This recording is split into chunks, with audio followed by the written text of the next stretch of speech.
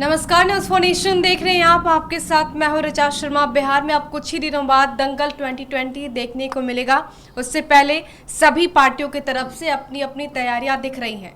पार्टियों ने प्रत्याशियों की सूची भी जारी कर ली है और अब एजेंडा सेट किया जा रहा है कि आखिर किन मुद्दे को लेकर जनता के बीच जाया जाएगा और वोट की अपील की जाएगी। इसी बीच इस वक्त हमारे साथ बीजेपी के ओबीसी मोर्चे के राष्ट्रीय अध्यक्ष डॉक्टर के लक्ष्मण हैं, जो पहली बार बिहार दौरे पर आए हैं। और क्योंकि चुनाव से पहले बिहार दौरे पर ये आए हैं, ऐसे में कई सवाल हैं जो इनसे पूछना जरूरी है। आखिर इनको बिहार किस तरीके से दिखता है और चुनाव में बीजेपी की रणनीतियां क्या होंगी, तमाम सवालों के साथ इनके पास चलते हैं। सर, सबसे पहले तो चुनाव है, न्यूज फॉर नेशन तो आपका स्वागत करता है, लेकिन बिहार की धरती से आपका स्वागत है। धन्यवाद, नमस्कार। बीजेपी की रणनीति की बात की जाए तो बिहार में चुनाव है, ऐसे में क्या रणनीतियां हैं, आगे किस तरीके से बीजेपी नजर आएगी? भारतीय जनता पार्टी जेडीयू के साथ मिलजुल कर ये चुनाव लड़ रही है। विकास के मुद्दे लेकर ये चुनाव में भारतीय जनता पार्टी फिर एक बार पूरा विश्वास है सरकार बनेगा। पिछले सरकार लोगों देख चुके हैं, जब आरजेडी का सरकार था लोगों ने तबाह हो गए थे। पिछले वर्ग, अति पिछले वर्ग, शासन पूरा एक परिवार का शासन था। जो भी आज प्रांतीय पार्टी जो है वो परिवार के हित के लिए काम करते हैं, या प्रदेश के हित के लिए या विकास के लिए नहीं। लोग परिवर्तन चाहिए, और परिवर्तन में नीतीश कुमार को मौका दिया गया। भारतीय जनता पार्टी के समर्थन से सरकार बना। अभी बिजली हो, सड़क हो, पीने की पानी हो, उसके अलावा मोदी जी का सरकार जो बिहार के लिए जितने प्रोजेक्ट्स और राशि जो दिया गया तो तरक्की आज लोग देख चुके हैं। और पिछली सरकार में अशांति था, जंगल राज कहते थे। आज लोग विकास की ओर देख रहे, और जातिवादी आधार पर जो चुनाव लड़ना चाहते हैं उनको भी आज लोग टुकरा दें।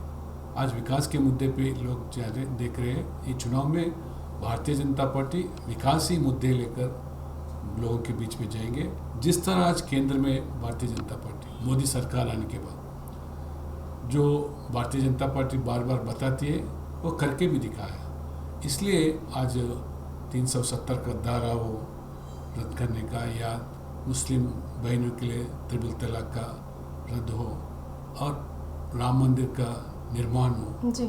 ये सब चीज़ें 6 साल के अंदर मोदी जी दोबारा जीतने के बाद जो आज पूरा देश लोगों के मोदी की ओर देख रहे हैं। मोदी का नारा है सबका साथ सबका विकास।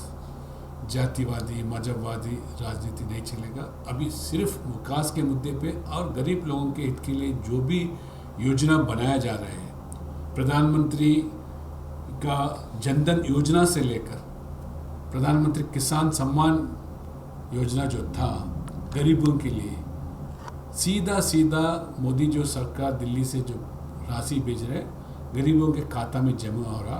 कोई दलाली नहीं है, मिडिलमैन रोल नहीं है, और लोग अभी मान रहे गरीब जो है। भारतीय जनता पार्टी का सिद्धांत भी है अंत्योदय, जो गरीबी में अति गरीब जो है उनको पहला या सरकार का राशि पहुंचना या योजना पहुंचना, उसी आधार पर मोदी जी सरकार चला रहे। और बिहार में भी लोग कोरोना जो इस संक्लिष्ट समय में भी प्रधानमंत्री गरीब कल्याण योजना 1,70,000 करोड़ गरीब की जेब में खाता में गया, और उसके अलावा आज 20 लाख करोड़ ये कोरोना बाद में भी जो रोजगारी लोग गंवाए और अपना परिवार भी चलाना मुश्किल है। इसलिए आने वाले दिनों में भी वो संक्लिष्ट समय को भी उबारने के लिए जो मोदी जी ने 20 लाख करोड़ दिया, और कृषि क्षेत्र में ज़्यादा ध्यान दे रहा है। और जो पार्लियामेंट में कृषि क्षेत्र का बिल पारित जो हुआ वो भी किसान के हित के लिए दिया जा रहा है। इसलिए बिहार में पूरा विश्वास है बीजेपी एनडीए सरकार दोबारा बनेगा। आपका ये पहला दौरा है और तेलंगाना से आप बिहार दौरे पर आए हैं। इस समय जिस तरीके से आप ये कह रहे हैं कि विकास के मुद्दे पर इस बार चुनाव होगा और नीतीश कुमार की तरफ से भी ये कहा जा रहा है, जेडीयू की तरफ से भी ये कहा जा रहा है कि 15 साल बनाम 15 साल, यानी कि आरजेडी का 15 साल और नीतीश कुमार के 15 साल का हिसाब किताब दिया जाएगा और इसी को मुद्दा बनाया जाएगा। ऐसे में आप पहली बार बिहार दौरे पर आए हैं, तो क्या कुछ डेवलपमेंट दिखा? कौन से सेक्टर में आपको लगा कि बदलाव हुआ है? आज देखो, मोदी सरकार ने खासकर हमारे एजुकेशन और हमारे हेल्थ सेक्टर में जितना आज आयुष्मान भारत पूरा देश भर में 10 करोड़ परिवार के लिए 5 लाख तक उचित। इसके पहले गरीब को अगर वो अस्पताल में जाना है तो इतना मुश्किल होता था कि बगैर इंश्योरेंस का कोई प्राइवेट हॉस्पिटल भी नहीं जा सकता था। अगर बड़ा बीमारी कोई आया तो भूल जाना।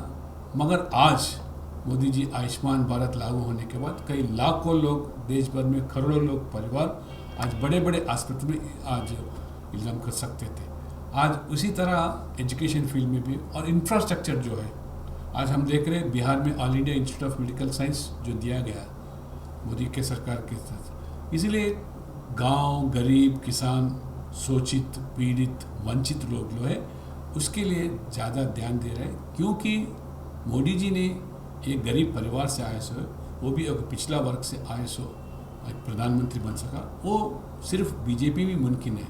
कांग्रेस हम देखें कितने साल हुकूमत में थे, लगभग 55 और 60 साल एक ही परिवार, नेहरू परिवार का राज चलाए थे।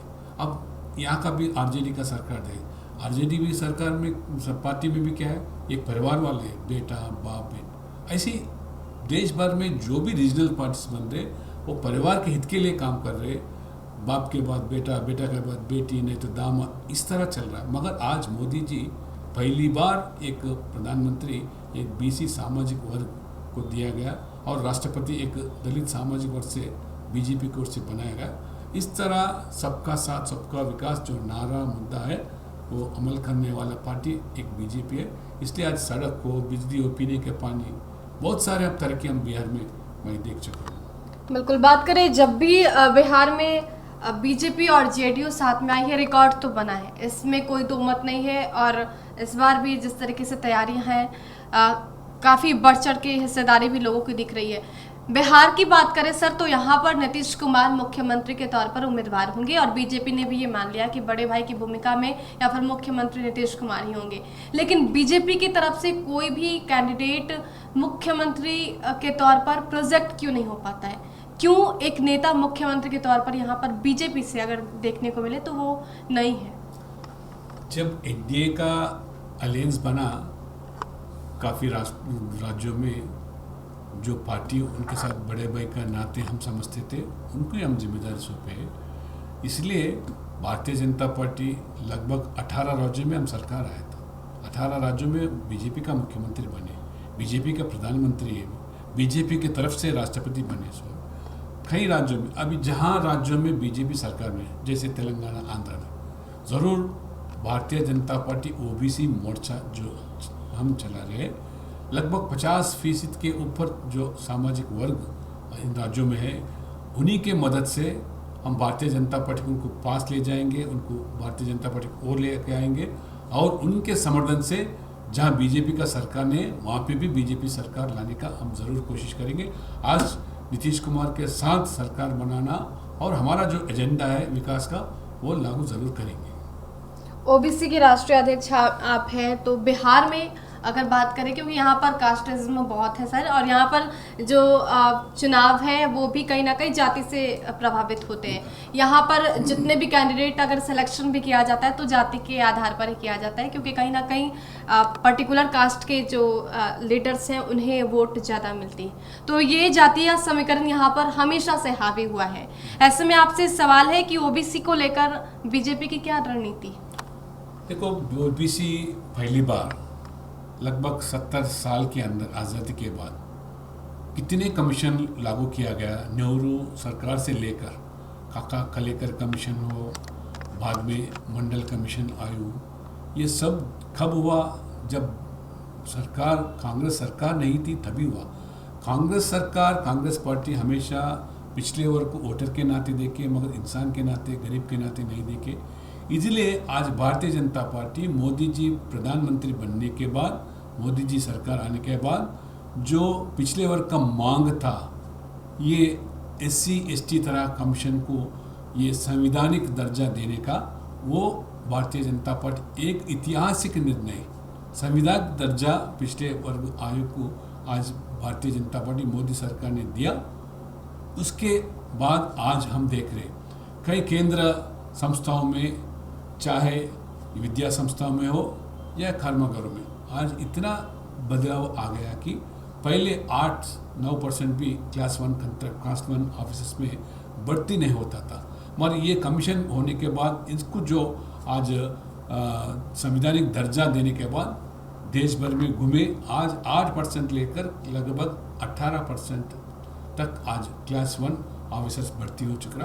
क्लास 3-4 में भी इसके पहले 14-15%, आज 21-22%, 27% रिजर्वेशंस आज हमको जो देने के बावजूद इतने साल भी वो अमल नहीं हुआ। मगर आज भारतीय जनता पार्टी सरकार आने के बाद ये कमीशन को संवैधानिक दर्जा देने के बाद, और उसके अलावा भी जैसे बिहार में हम देख रहे जातिवाद का, पिछले वर्ग, अति पिछले वर्ग, और भारतीय जनता पार्टी सरकार, मोदी सरकार ने एक जस्टिस रोहिणी कमीशन को बिठाया।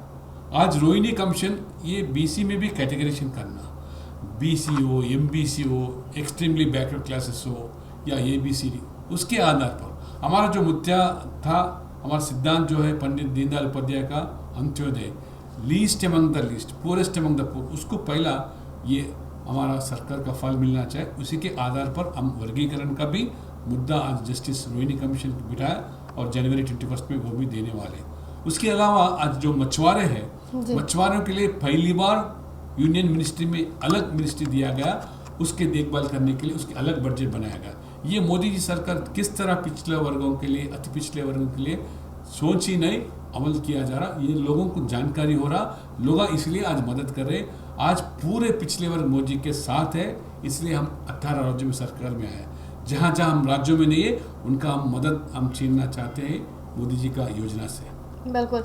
चिराग पासवान की बात करें तो लगातार बगावती तेवर अख्तियार कर चुके हैं और ये सीधा तौर पर उन्होंने कह दिया है कि नीतीश कुमार के नेतृत्व में चुनावी मैदान में नहीं उतरेंगे। हालांकि अब ये आरोप लगाया जा रहा है कि बीजेपी बैक सपोर्ट कर रही है चिराग पासवान को, क्योंकि जिस तरीके से वो कह रहे हैं कि भाजपा के साथ अगर वो कामयाब हो जाते हैं, अपने सिपाहियों को उतार रहे हैं, तो 143 सिपाहियों को उतारने की बात वो कह रहे हैं, और ये कह रहे हैं कि बीजेपी को सपोर्ट करेंगे और नीतीश कुमार के खिलाफ कैंडिडेट को खड़ा करेंगे। ऐसे में आरोप लग रहे हैं बीजेपी पर कि बैक सपोर्ट किया जा रहा है चिराग पासवान। बीजेपी कभी बैक सपोर्ट का विश्वास नहीं करती, जो भी करते आगे आते और सीधा सीधा हमारा जो पार्टनर है JDU है, उनके साथ हमारा समझौता है, उनका जीत हमारा जीत है, हमारा जीत उनका जीत हम मानते हैं। किसी बैक सपोर्ट, कई बैक डोर, ऐसा चीज़ों को हम विश्वास करते भी नहीं। पहले हमारे साथ था पासवान जी, हमारे साथ थे, लोक जनशक्ति पार्टी हमारे साथ था, NDA के पार्टनर था। उन्हें अकेले लड़ना चाहते थे, अकेले लड़ना चाह रहे, अकेला सरकार बनना चाह रहे, लोगों के आधार पर है। लोग ज़रूर, हमको विश्वास है बीजेपी NDA JDU सरकार को मत देंगे और सरकार भी बनाएंगे। ये बैकडोर का सरकार बनाने का हमारा इच्छा भी नहीं है। हमसे जुड़ने के लिए बहुत बहुत धन्यवाद। तो ये थे कि लक्ष्मण, जिन्होंने साफ तौर पे ये कहा है कि बीजेपी किसी को बैक सपोर्ट नहीं कर रही है और एक बार फिर से वो रिकॉर्ड बनेगा जो बिहार की सियासत में पहले देखने को मिला था, जब JDU और बीजेपी ने एक साथ मिलकर सरकार बनाई थी। और ये रिकॉर्ड भी रहा है कि जब जब JDU और बीजेपी साथ में आई है, मैदान में उतरी है, तब तब एक रिकॉर्ड बना है। लेकिन इस बार देखना दिलचस्प होगा, बीजेपी तो ये दावा कर रही है, JDU की तरफ से भी ये दावे किए जा रहे हैं कि दोनों की सरकार बनेगी और भारी मतों से, बहुमतों से सरकार बनेगी। ऐसे में रणनीतियां तो बनाई जा रही है, लेकिन इन दावों का असर कितना होता है ये नतीजे बताएंगे। फिलहाल के लिए इतना ही। बने रहे हमारे साथ और देखते रहे न्यूज़4 नेशन। नमस्कार।